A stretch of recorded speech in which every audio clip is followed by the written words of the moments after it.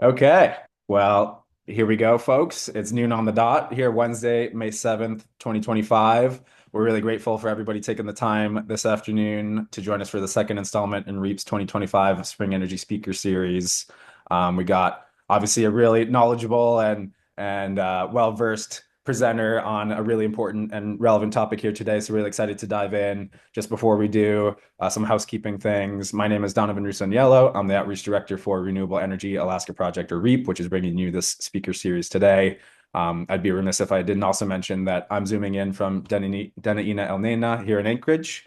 And so just want to remind folks that we draw immense inspiration from Alaska Native peoples across the state and certainly the Denaina peoples here where we live, work, and play every day, especially as we sort of take their leadership when it comes to preserving and using more efficiently our natural resources and energy resources here across the state. So I'll use that as encouragement for folks to ground themselves in where they're zooming in from today and perhaps introduce yourself in the chat with your name, affiliation, and native lands. As I mentioned, this is REAP's Spring Energy Speaker Series. And so just want to remind folks too who REAP is. We're a statewide nonprofit organization, up to 15 full-time staff now at this point. So really growing and doing a lot of work across the state to educate Alaskans about where their energy comes from, help to develop the workforce of the future that's going to operate, maintain, optimize, and then deploy all sorts of energy solutions across the state, and then also advocate for solutions that policy can help to sort of remove barriers and drive that mission work as well. We are a coalition of over 60 dues-paying member organizations. And so I would encourage folks, if your organization is not yet a member of REAP and you support our work or you're aligned with our mission, consider joining REAP. But with that, I also want to remind folks that today's webinar is being recorded. So to answer sort of a popular question from the outset, we will be posting this recording to the REAP YouTube channel after this is over. And then for the topic of interactive nature of these webinars, Dr. Wight is going to be asking questions of the audience throughout the presentation. So of course you'll be listening along, but both have your questions ready, but also be prepared to answer a few of his questions sort of at points throughout the presentation. And on that topic of questions, please make sure and use the Q&A function to log those. It's just easier for us to pick those out and make sure that they're answered when relevant. But with that, I want to introduce our speaker for today. We've got Philip Wight here, who's an assistant professor of history and Arctic and Northern Studies at the University of Alaska Fairbanks. He's an energy and environmental historian with a focus on infrastructure, mobility, and technology. He teaches classes in Alaska history, the contemporary history of the circumpolar north, as well as energy and climate history. Dr. Wight wrote his doctoral dissertation on the environmental history of the Trans-Alaska Pipeline System and is currently finalizing a book manuscript, Arctic Artery, the Trans-Alaska Pipeline System and the World It Made. His more recent research examines the electrification of Alaska, as he'll present on here, as well as the history of nuclear power in the state. He's an affiliate professor with the Alaska Center for Energy and Power and also does work for the Alaska Public Interest Research Group. Thank you, Dr. Wight. Please go ahead and share your screen and get started, and I'll monitor for questions, and we can go from there. Excellent. Thank you so much, Donovan. Hopefully everybody can see my screen now. Got some background, but I will jump into the story first, and then we can talk about a little bit of the background. So as a historian, right, we're storytellers, and we always think about where to begin the story. There are many different places that we can begin this story. When we think about the history of the Railbelt, I think the place to begin is the year 1904. So 1904 heralded a bright future for Alaska. In two distant cities, nearly 500 rail miles from each other, Alaskans were busy electrifying the far north. In the bustling town of Seward, which we can see here, founded as the terminus of the Alaska Central Railroad, Seward Light and Power began constructing a 225 kilowatt hydro generator on Lowell Creek that would power the young town. And at the other end of the eventual 470-mile rail line, where I'm sitting right now, the Northern Commercial Company constructed a wood-fired steam plant that burned an astounding 8,500 cords of wood per year to provide Fairbanks with heat and electricity. And this power plant was a crucial development that helped to cement Fairbanks as the regional center of interior Alaska and the North Star of the Alaska Railroad, right? The reason why the railroad ended up terminating where it did. So these two kind of distant and disparate electric developments, largely forgotten in Alaska today, were catalyzed by the discovery of gold and formed the northern and southern terminus of what would become Alaska's most important electrical infrastructure, the Railbelt electric grid. And modern Alaska emerged alongside the development of electric power, providing Alaskans with an important new energy carrier that facilitated human health, settlement, and development. And I think this history is really important for us right now because of the looming methane gas shortages we're facing. And, this is an important moment in time to think about, where do our heat and electricity come from, right? Most Americans walk in a room, flip on a switch. They don't think twice. The power just comes on. Here in Alaska, I think we know that that's not always the case, right? It doesn't always come on. We need a more intimate relationship with our energy sources. And so I hope this presentation foregrounds the very materiality of energy that is too often an afterthought. So there are a lot of different ways that we can talk about the history of the Railbelt grid here. And what I should say is that this research came from a paper, a technical paper that I wrote for the Alaska Center for Energy and Power. It's part of their Railbelt decarbonization series.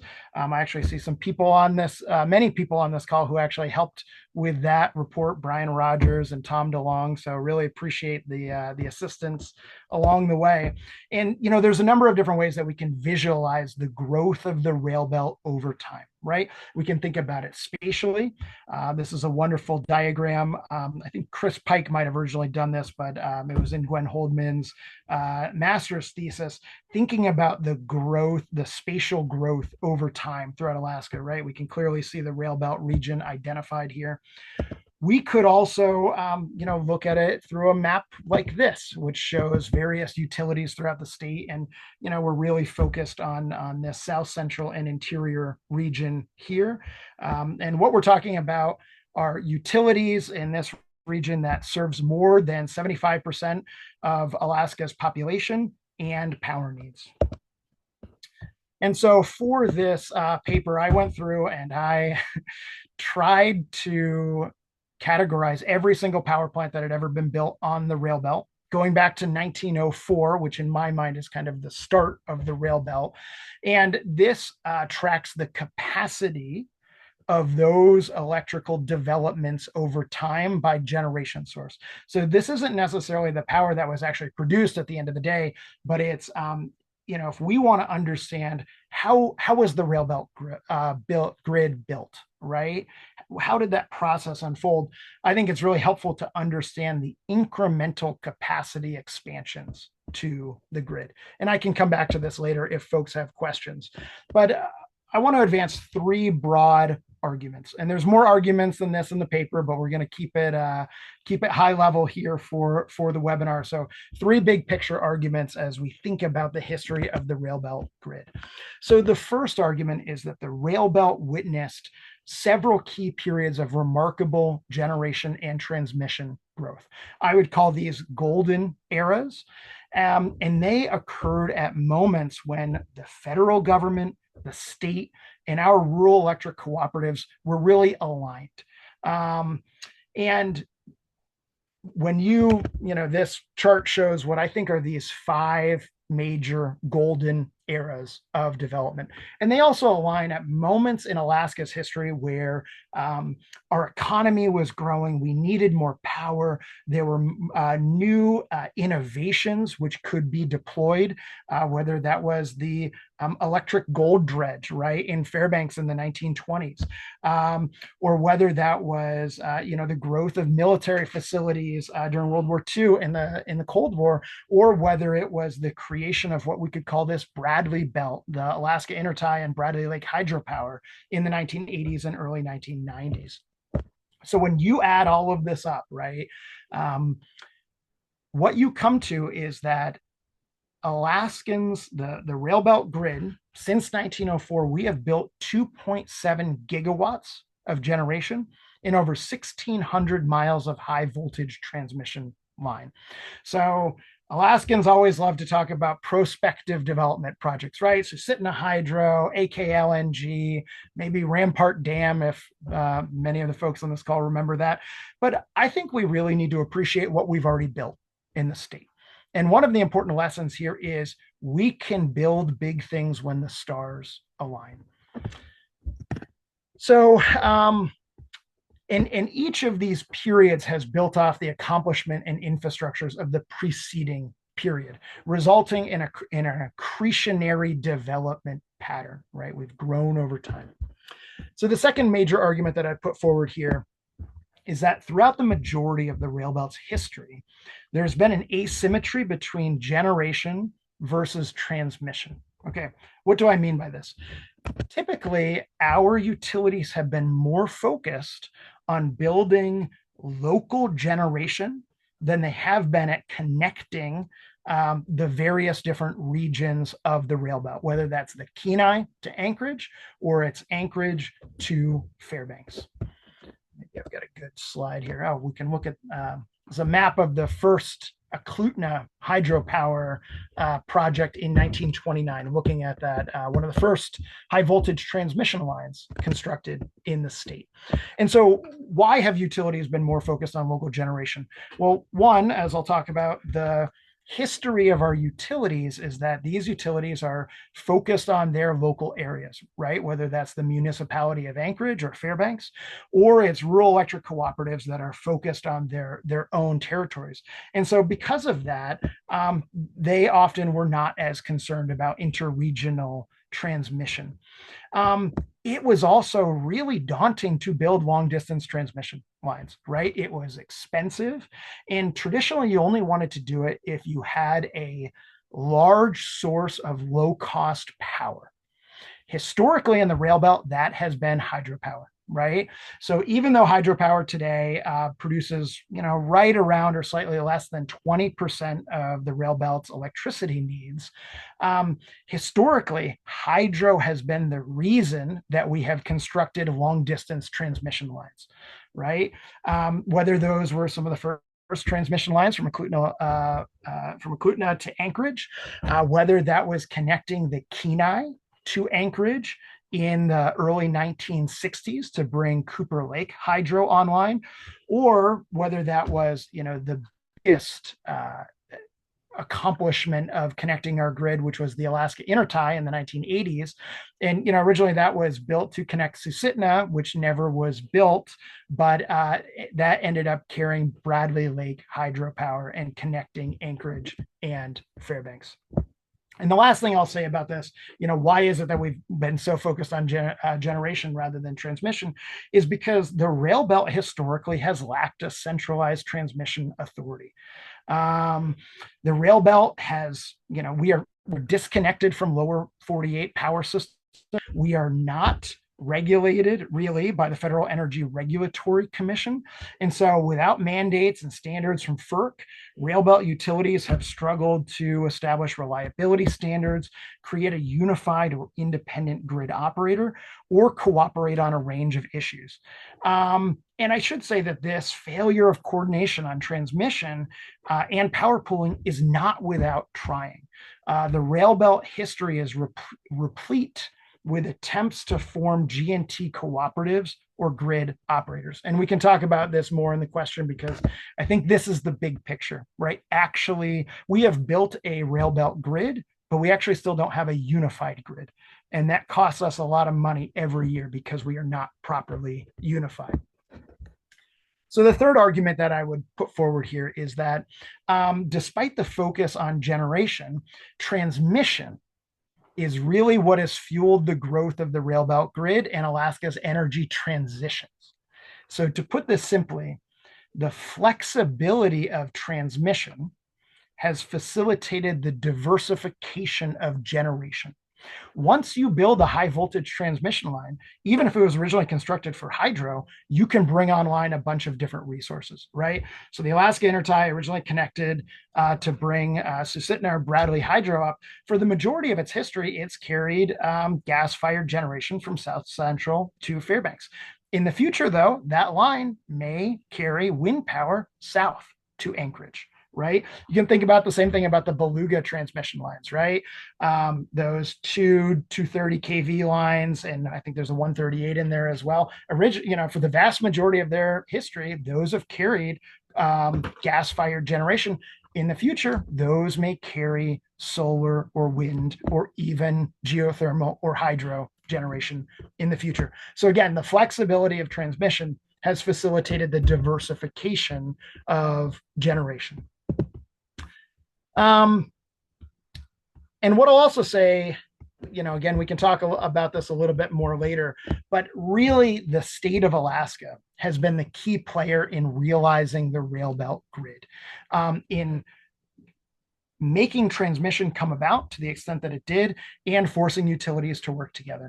So effective Railbelt cooperation most often occurred when state entities like the legislature or the Alaska Energy Authority provided capital for generation and transmission. Think about Bradley Lake and the Alaska Intertie. And to operate these joint assets, Railbelt utilities had to find a way to work together. And effective unification has also occurred when regulatory agencies, namely the Regulatory Commission of Alaska, has compelled utility involvement. And we can think about this with the Anchorage Type Power Pool, which is finally now in operation between Chugach and Matanuska, or we can even go back to the 1980s with Chugach's financial distress and the selling of some assets to Homer and Matanuska.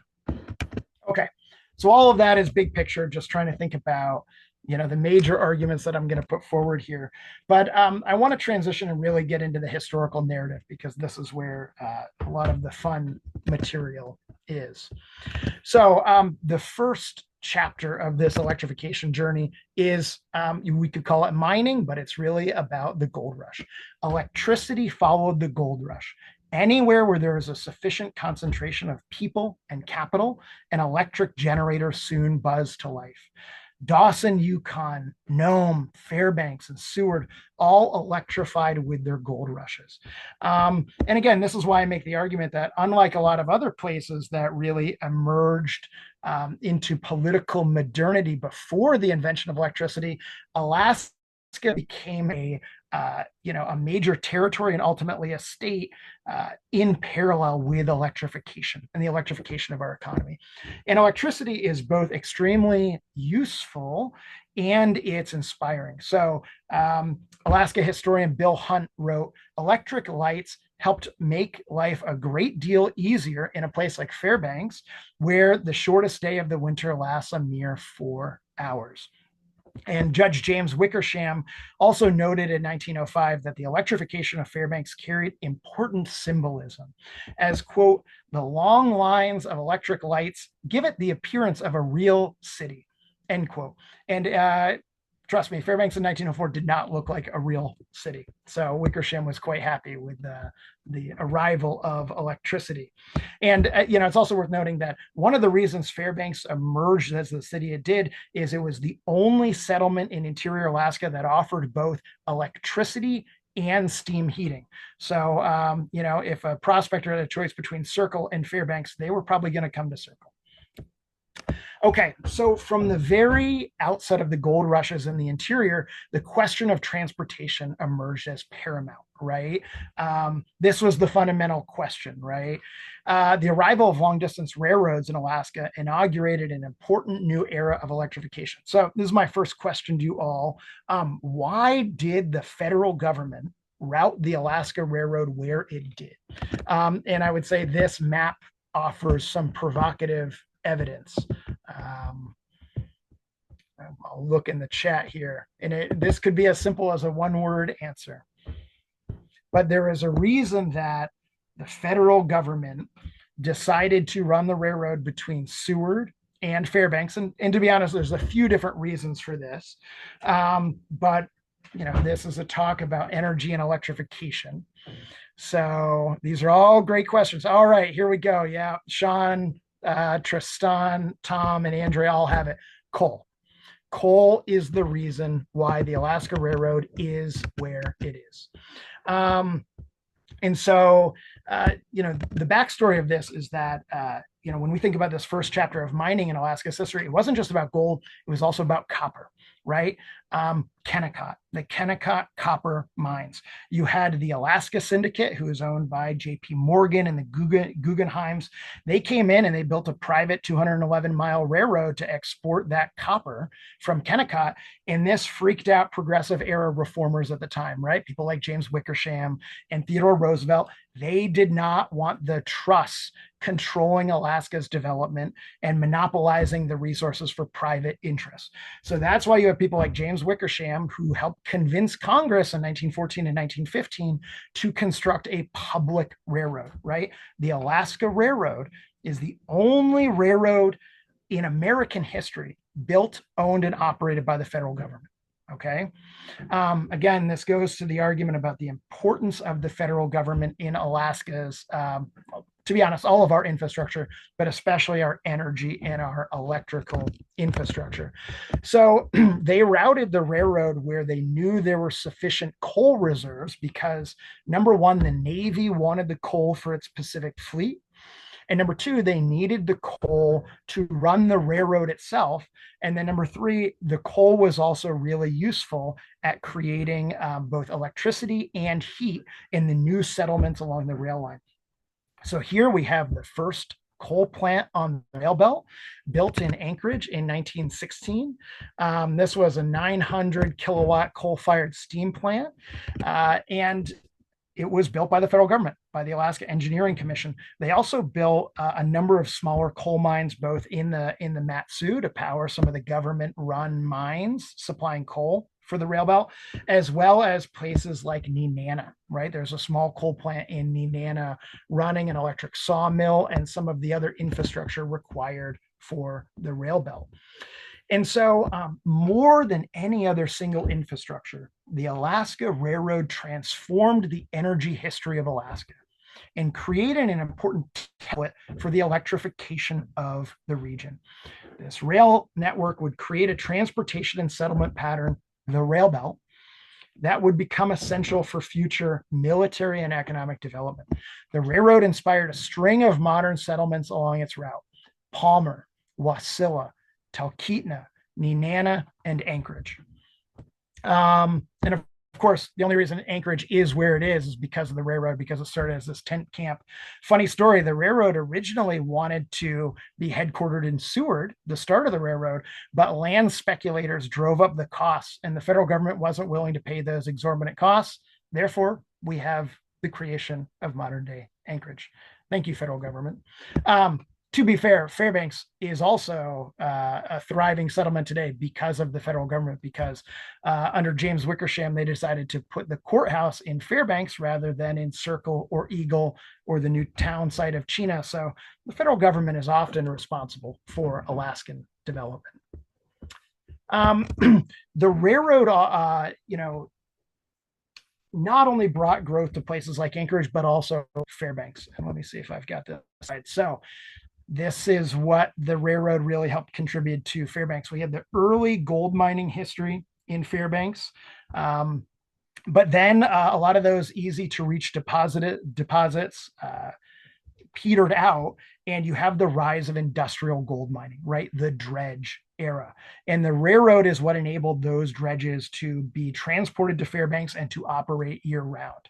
And what's interesting is all of the dredges in and around Fairbanks basically were electrified dredges. They all ran on electric operations. And I know Mike Music's in the chat here. He can talk to you about this all day long. He actually was here in Fairbanks when some of those dredges were still running in the 1960s. And in the middle of Fairbanks, we constructed a 9.5 megawatt coal-fired plant that ran all of the dredges. And so in most other settlements, you would put a coal plant in the middle of town because it was powering the town. Fairbanks was a novel coal by wire infrastructure that the coal plant was in the middle of the town, but it was actually fueling those dredges on the outskirts of town. And that coal plant eventually became Golden Valley Electric Association's first coal plant, and GVA purchased all of the electric infrastructure basically to run all of those dredges. And so Golden Valley Electric Association is a very appropriate name for our electric cooperative up here. So this brings us to the next chapter, right? That was the first kind of golden age. And the next chapter is all about defense electrification, right? Uh, we have, even before the Japanese bombing of Pearl Harbor and the invasion of the Aleutian Islands, the federal government began investing in Alaskan defense, including the construction of a cold weather airfield in Fairbanks in 1939. Bulldozers were clearing the space for Ladd Field on September 1st, 1939, when Nazi panzers crossed the border into Poland. And then, of course, there was also the construction of Fort Richardson outside of Anchorage. And the big picture of this, because we don't have much time, is the United States government spent more than $1 billion on Alaska defense during World War II, which was more than all of the economic expenditure of every past Alaskan resource rush combined, right? That was more money than all the furs the Russians had removed from the state, all the fish, all the gold, all the copper. And the US military constructed 39 major infrastructure projects, as this map from 1944 shows, including airfields, pipelines, highways, and new bases. And many of these new bases constituted nothing less than self contained cities. And of course, they needed energy and they needed electricity. And electrification continued its frenetic pace following the war.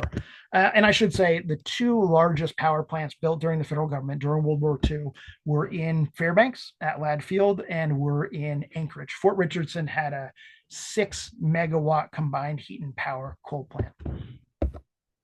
And this was going to be one of my questions to all of you, but I had forgotten that I had it all down on a slide. So I was going to ask, what are some famous World War II or Cold War defense energy infrastructures that are important for our story of the history of the Railbelt here? Obviously, these are my top choices, but I'm sure there are some other examples that I'm not thinking about. So I'd encourage you to put it in the chat here.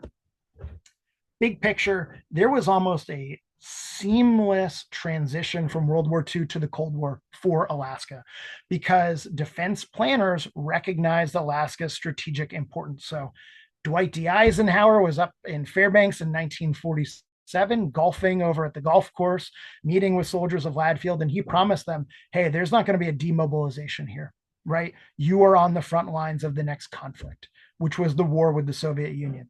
Another fun fact, the first American aircraft to detect a Soviet nuclear explosion was a B-29 that took off from Eielson Air Force Base.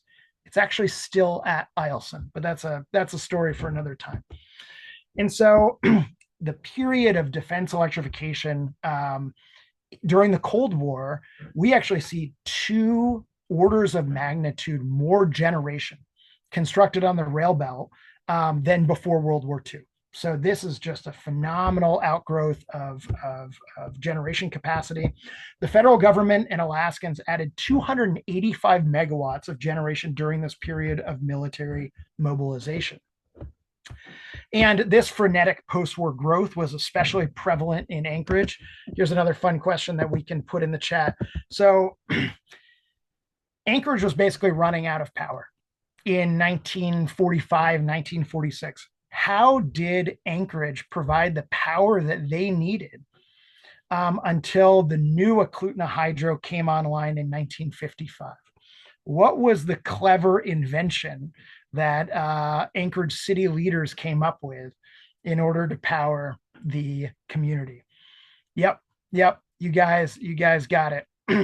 So Tom and Aurora, there was a ship called the SS Sackett's Harbor. It was a Liberty ship that I don't know exactly what happened to it, but it was way out in the ocean beyond Adak, and it split in two in the middle of the ocean. But the stern of the ship stayed floating, and they towed the stern of the ship all the way to Ship Creek, and they connected it up as generators, and they used the diesel generators on the ship to power Anchorage. This was a T2 tank ship. And between 1946 and 1946 and 1955, the 3.5 megawatt oil-fired generators provided as much as 55% of the city's electrical needs. For a brief period of time, it was the largest civilian generator in Anchorage. You can't make this stuff up, right? History is absolutely fascinating. And so it was also during this moment of time, the federal government was not only investing in railbelt infrastructure in terms of these military facilities, it was investing in civilian growth in two other important ways. The first of which was through the Bureau of Reclamation. Right? This goes all the way back to 1902, but it was a federal agency in charge of constructing dams for irrigation and power development. And they took the original Eklutna hydro that was finished in 1929, and they built a modern lake tap hydro system that produced 30 megawatts. This was the single largest generating unit on the rail belt at the time. And the project continues to operate. I won't talk about any of the contemporary controversies around Eklutna, but I will say this. Today, Eklutna provides the cheapest power on the rail belt, probably about 1.5 cents per kilowatt hour. And when Eklutna came online, actually just after Eklutna came online in 1961, in conjunction with Eklutna, Cooper Lake Hydro, which we'll talk about here in a moment, and a very small hydro project that GVA had up here in the interior, 50% of the Railbelt's power came from renewable energy sources. So some of you on this call may know that there's a debate about a specific policy about getting the Railbelt to 50% renewable. We've been there before. We can do it again.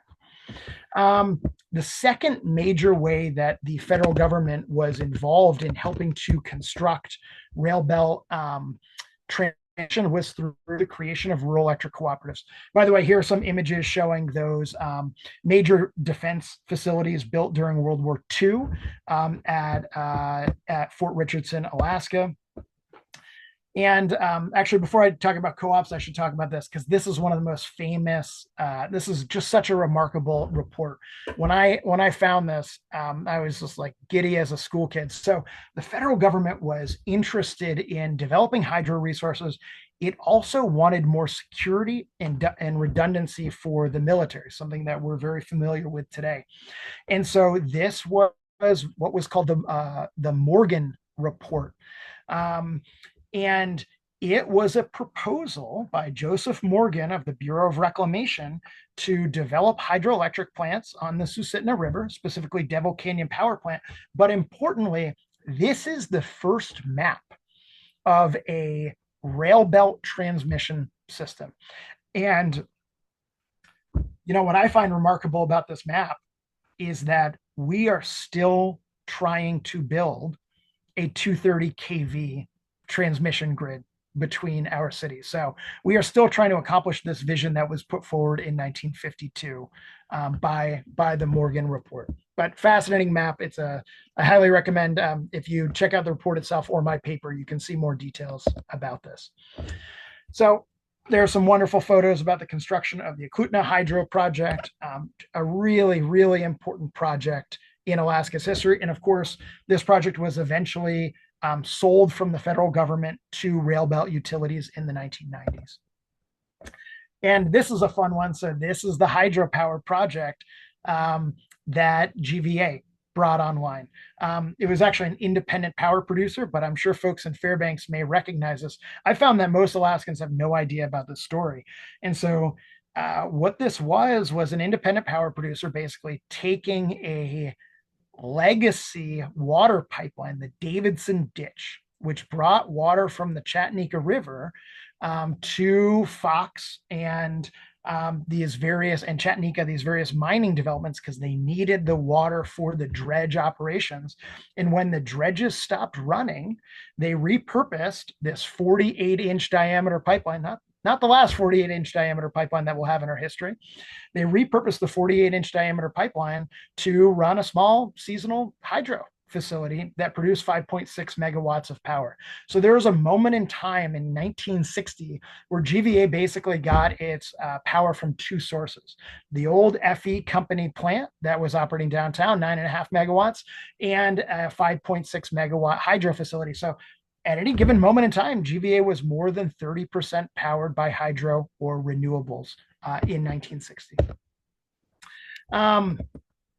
Okay, I'll talk about this for a minute, and then I'll go into the co-ops. I will also say this is a moment in time that scholars have called high modernism. This kind of unlimited belief in science and technology. We can engineer the natural world to our desires. And this was this wild proposal that I found in the state archives to basically dam Turnagain Arm and Knik Arm to produce tidal power in the 1950s. And there's, all of this other correspondence between this engineer and federal authorities. And ultimately, putting the environmental implications of this aside, this proposal went nowhere because it was producing way more power than the Railbelt needed.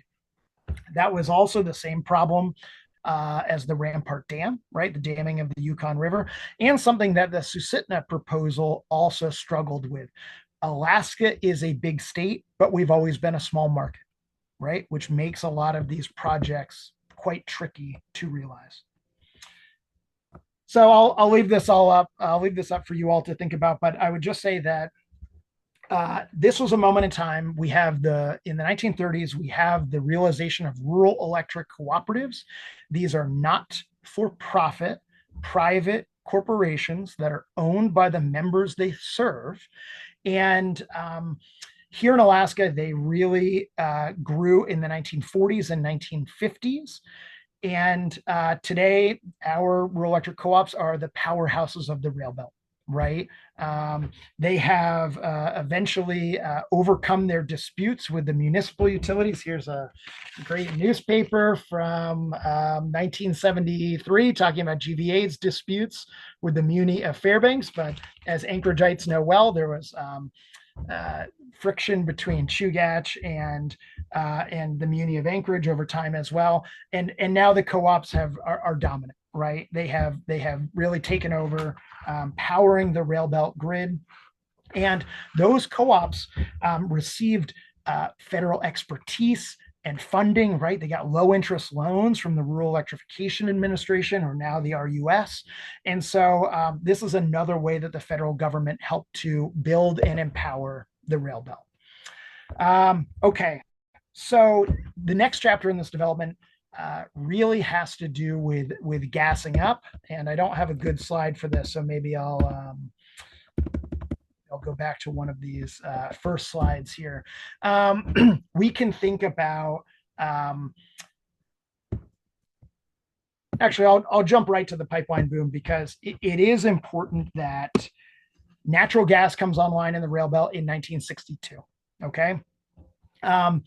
Development is relatively slow until there's a large need for that gas. The gas turbine at Chugach's gas turbine at Bernice Lake in 1962 was the first gas-fired generation on the Railbelt. Interestingly, the U.S. military also helped to facilitate the construction of the gas pipelines that were required to bring that gas to Anchorage. But it's really the expansion of Alaska's population in the 1970s that leads to the next big build out of electrical transmission and generating capacity. Of course, that comes with the pipeline boom, discovery of oil at Prudhoe Bay in 1968. Big picture, the construction of the Alaska pipeline doubles the population of the state of Alaska. In the midst of the pipeline boom, we had tremendous growing pains. GVA stopped interconnecting new customers in 1975. GVA was telling people to go out and buy their own generators, because that's how bad it was getting with brownouts and blackouts in the community. And ultimately, we see a ton of new generation come online. Between 1975 and 1984, it was almost all oil and gas-fired generation.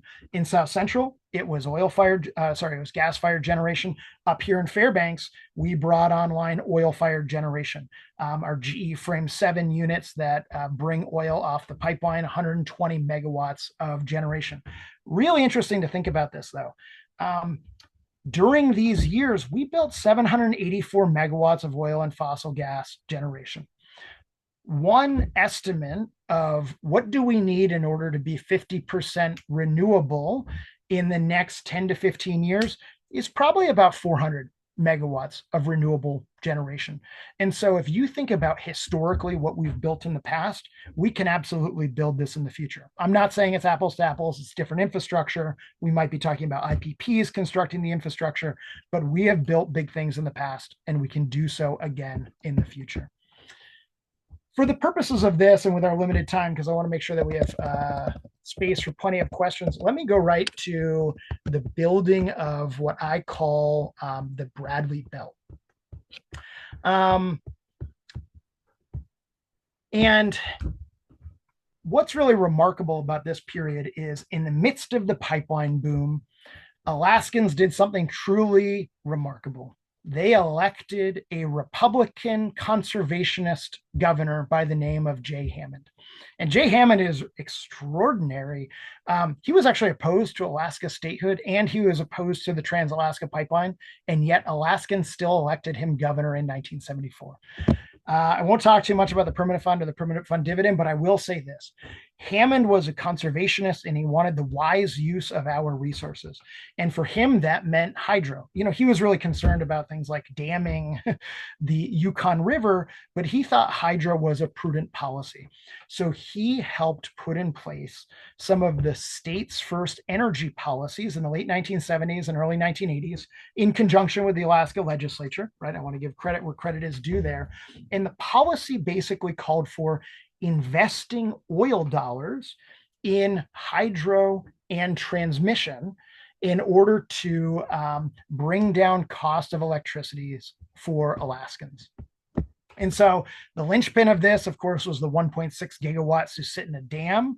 But there was also 5 other really important hydro facilities. And actually, in some ways, those 5 others are far more important because they were the ones that were actually built.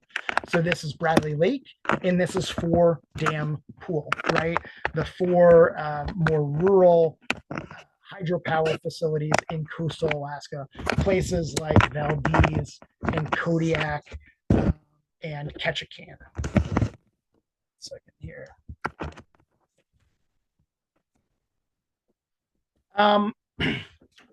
Let me ask this in the chat. Okay, the construction of Bradley Lake and 4 Dam Pool, since how many gallons of diesel have those hydropower facilities displaced? Meaning, if we hadn't built those and we were supplying that same electricity from diesel, how many gallons of diesel would you need to produce that amount of power? Drop your guesses in here, and I put this answer out there, and you can find it in my report and an ADN op-ed that I published. But it's just a mind-blowing number, in my opinion. And so even though Susitna received the lion's share of the attention and controversy, Bradley Lake was really the most important new facility here, 120 megawatts. And, Bradley now provides 4-cent power to the Railbelt. At the time, there was a lot of groups who criticized it as too expensive, right? And this is another really important lesson that I think we should learn for this next chapter. At the time in the 1980s, gas was cheap, it was abundant, it wasn't volatile because of the nature of the Alaska market. And so people were balking at the cost of these big renewable energy infrastructures. But the lesson from history, and you can look at Alaska, you can look at Iceland, you can look at Norway, you can look at a bunch of other northern economies, is that even though some of these infrastructure projects are controversial at the outset, in the long run, these projects really pencil out and they provide very affordable and efficient electricity over the long run. So there will always be a tension in Alaska because between hydro and salmon, because we are a salmon state. But I would actually say the construction of Bradley Lake and 4 Dam Pool shows that we can build salmon-friendly hydro if we site the facilities in the right place. And we are wise about how we go about that. And so, of course, Bradley Lake today provides 10% of the Railbelt's electricity needs, and we are continuing to build on to Bradley Lake. All right, so let me check the chat here. So how many gallons of diesel? It's kind of a tricky question.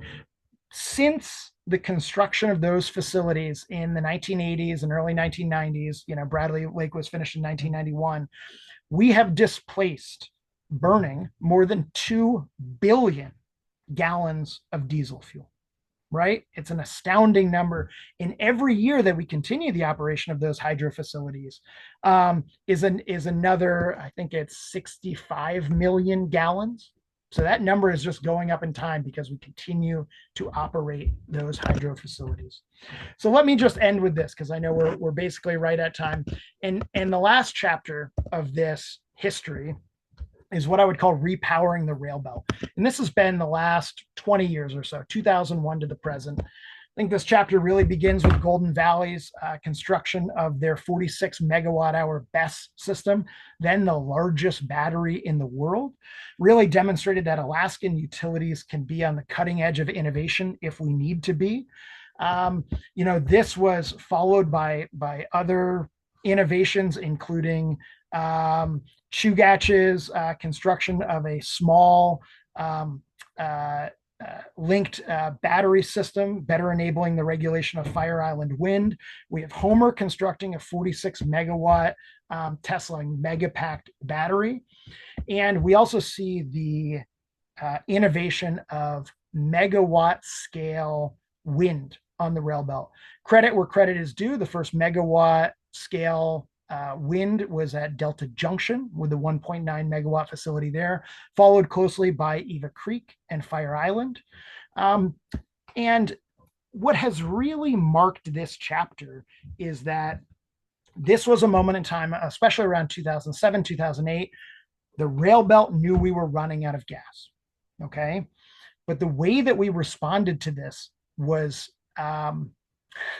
left much to be desired, to put it kindly, which is two major things happened. Number one, the Railbelt utilities experienced a historic divorce.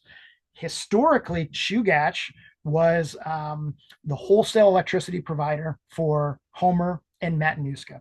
And starting in 2004, there was the 10-year clock was started, and they knew in 2014 they would not continue that agreement. So between 2012 and 2016, the Railbelt utilities, namely South Central Utilities, went out and constructed basically $1.5 billion worth of new gas-fired generation at a moment in time where we were concerned about Cook Inlet gas supplies.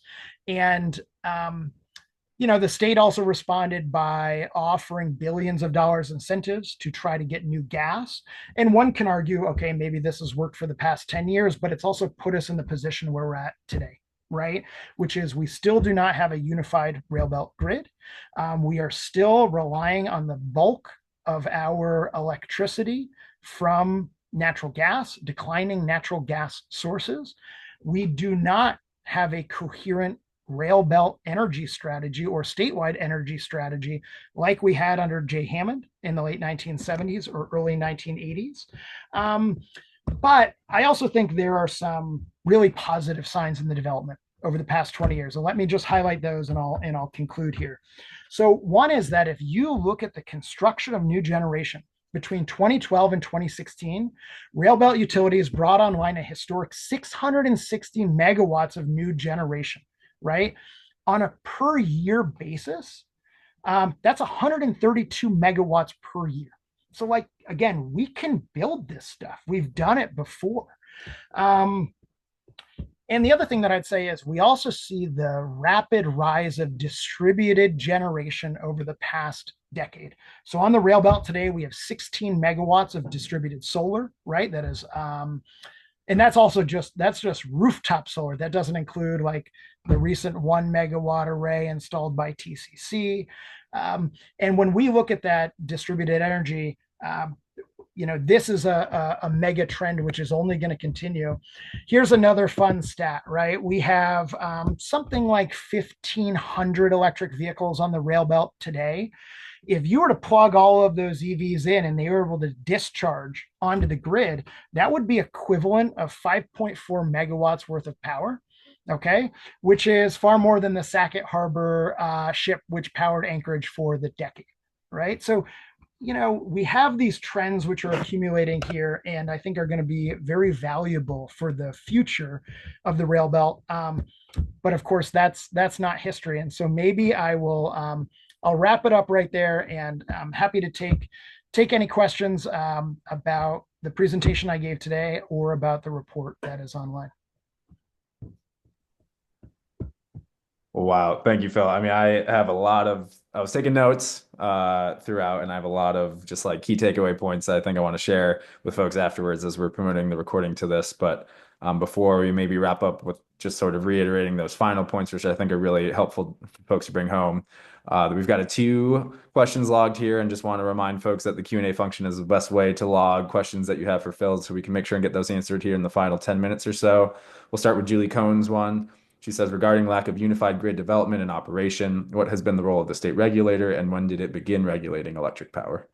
Yeah, great. And I wonder if this is Julie Cohen, the environmental historian, who I leaned on for the work in my paper. And if so, thank you, Julie. So that's a really big question about state regulation, but a super important one. So there's a couple different ways to answer this. So one is that, our electric cooperatives are incorporated under state law. So Alaska is that rare example of a rural electric co-op that is regulated by a public utility commission. There's a few of these in other states that we can point to, like Kauai Electric Cooperative, but in most other states, rural electric co-ops are not subject to regulation by the PUC. And so that has really defined a lot of our grid development here on the rail belt, for better or worse. We can have that argument. We can see some of our rural utilities like AVEC are not regulated. But what I would also say is that where we see state regulation making the most difference is when the state has provided funding for building the infrastructure. That's when things have been able to come together. And again, we're at a moment like this right now with the GRIP funding and the construction of the high voltage DC line. So, provocative argument I'd put out here is, why should the state just put forward, I forget how many hundreds of millions of dollars it is to match the federal grant, without asking for something in return in terms of greater efficiency between railbelt utilities, or some way to move forward with the project of creating an independent system operator with economic dispatch, right? The fact that we are not a centralized grid right now with economic dispatch is costing Alaskan ratepayers something like $50 million every single year, right? That's a lot of money. So Julie, it's a great question about economic regulation. And as I mentioned at the top, we do see moments where the Regulatory Commission of Alaska has forced utilities to come together in certain ways. So I would also highlight that as a possible vehicle for greater integration. We see this with Chugach's purchase of ML&P and requiring a tight power pool with Matanuska Electric Association. I know that is saving ratepayers money every single day, and I would like to see more of that. Yeah. Perfect. Thank you. The next one is from Mark Masteller. He said, do you know why the transmission north from Bradley Lake is not sized to carry the total power output from Bradley, 120 megawatts? My understanding is we can move 75 megawatts north. Was it a matter of timing? Were the dam and the transmission line separate projects? Yeah, Mark, that's a great question. And I would have to go back to my paper and double check some of my sources, but the Alaska Intertie, right, was built really for Susitna Hydro. So even though that was designed for 345 kV, it only operates at, I think, 138. But in terms of the southern transmission lines, which flow from Bradley into Homer Electric's service territory, there's two lines there. They were built at different times. And it is a great question about their capacity and why they were built with the limitations that they were. I would have to go back and look at that. But what I do know is that one of the major limitations was the SQ line, right? This was the original line that Chugach built to move Cooper Lake hydropower in 1960. And that has been a limiting factor for a long time. But fingers crossed, hopefully the construction of this new HVDC line under the Cook Inlet will alleviate some of those bottlenecks. But it's a great question about why didn't we construct this transmission infrastructure to accommodate more future growth? Thank you. This one is from Eleanor Gagnon, and it's about parallels between Alaska's investment in liquid natural gas in the past and today. So I think parallels that you can point to for that period back in the early 20 teens and then today in terms of decisions regarding gas. Yeah, sure. So thank you for the question, Eleanor. We have been there's a wonderful poster on the wall of the Fairbanks Economic Development Corporation, and it's talking about natural gas coming to Fairbanks next year. And of course, that was from 1955. Okay, and this was from gas reserves that the U.S. Navy had discovered right after World War II. We have been trying to construct a gas pipeline from the North Slope for well over 50 years. It is, I think there's a lot of hype about the gas pipeline right now, but what we fail to realize is something like $44 billion for the full AK LNG project, adjusted for inflation, that costs more than the Trans-Alaska Pipeline System, which was the most expensive private industrial project in world history. Okay, so what we're contemplating building here is like a mega project of mega projects, right?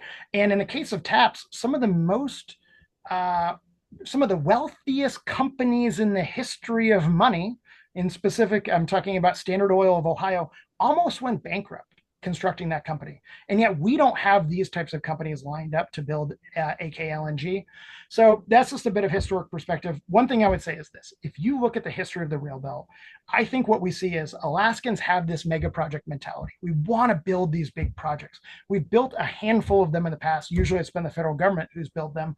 But if we look at the projects that are actionable, are completed on time and on budget and provide the most value to Alaskans, they tend to be right sized projects. What I mean by that are small to medium sized projects that meet the needs of Alaskans today. And so in that case, I would caution us from putting too many of our eggs in the AK LNG basket. Thank you. So we're about 3 minutes away, and we've got a number of great questions here. So I'll say, of course, we'll be making this information, including Phil's paper, which much more detail available after the fact. We've linked it in all of our promotions, so hopefully folks have had a chance to at least take a look. Um, we'll answer maybe two more questions and then wrap up. This first one is from Mitch Roth. He said, "What main obstacles, I'm sure this is probably a historic question, have we seen to the development of geothermal and pumped hydro technologies in Alaska?" Do you have some context Yeah, there? Mitch. I mean, you uh, you probably know this answer, but I'd say number one has been cost, right? If you look at the Eklutna pumped hydro project, I think that could be a fantastic option for the rail belt, but it's a high upfront cost and it involves all the rail belt utilities coming together to make that happen. So the economies of scale have been difficult to achieve there.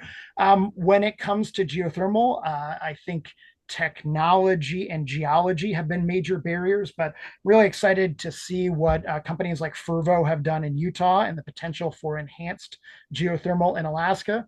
And so I hope the technology will enable us to harness more of the abundant energy that we know is all around us in Alaska today. Great. And then, like I said, lots of really great questions here. I did want to ask the final one from Tristan, and then we could wrap up and maybe make Phil available for questions after the fact as well. But Tristan's question is, how seriously have further expansions of the grid, such as the road belt, been taken over the years? So just sort of historic context on that push. Yeah, great question, Tristan. Thank you. We have pushed for the rail belt at various different times in Alaska's history. Typically, it's been when the state is flush with money. We have, undergone multi-million dollar studies about what would it look like to build this. There was some speculation, maybe 3 or 4 years back, maybe even 5 years back now, about a renewed effort for the road belt grid. In my opinion, the road belt grid makes the most sense if you can, at the same time, connect a larger source of low cost load. So maybe that's Teco Hydro. out in the Copper River area, or some other. Originally, there was a proposal to actually build a transmission line down from Fairbanks to the Glen Allen era to tap geothermal back in the 1970s. So, if there was a low cost resource like that, historically, that has been the moment where it has made the most sense to construct this more expensive high voltage transmission lines. Perfect. Timing was perfect, and really appreciate you sharing all of that insight as well. I'll put in the chat here a link to your research paper on this topic, which, as I mentioned, shares a lot more detail and is just a really great narrative piece as well. Very accessible for folks who maybe don't have the sort of technical energy background that some REIT followers do. It is the top of the hour, so we just want to wrap up as well. I'm sure Phil will be happy to answer questions if folks have emails to shoot off to him after the fact. And of course, we'll be promoting this recording and all the related resources via REAP's typical communications channels. Just a reminder that the work that REAP does in this arena is supported by a lot of individual supporters as well. So if you're aligned with the vision that we bring to our work and our mission for accelerating the development of these cost-effective renewable energy solutions to our more pressing energy issues, please consider checking out our website and supporting the work. But just want to end on a note of gratitude. Thank you all for spending your lunch hour with us today to hear about this really important topic. And thank you, Professor Wight, for all of your insight and for your presentation this afternoon. So with that, we'll let you all go. 2 weeks from today, during the lunch hour, we'll have our third installment in the 2025 Spring Energy Speaker Series with Erin McKittrick speaking about the topic of annual net metering and analysis she's done on that topic here in the Railbelt. But with that, we'll let you go. Enjoy the rest of your Wednesday, and we'll talk to you again real soon. Thanks, everyone. Thank you.